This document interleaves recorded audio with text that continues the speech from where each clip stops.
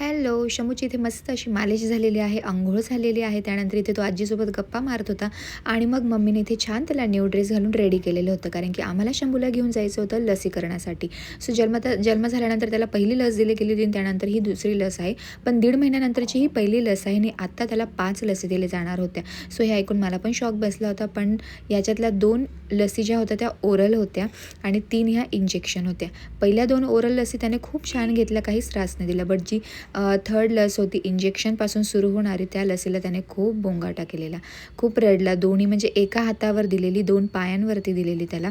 So बघू शकता तुम्ही की तो किती त्याला त्रास होत होता इंजेक्शन दिल्यानंतर. मग नंतर तो झोपी गेलेला होता. घरी आल्यानंतरही तो झोपलेला होता.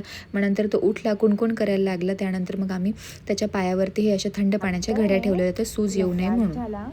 तुला लागलं सोन्या? इथे शंभूसोबत माझ्या गप्पा चालू होत्या. मी त्याला तेच विचारत होते की तुला लागत तर नाही आहे. आणि ही आहे संध्याकाळचं चित्र.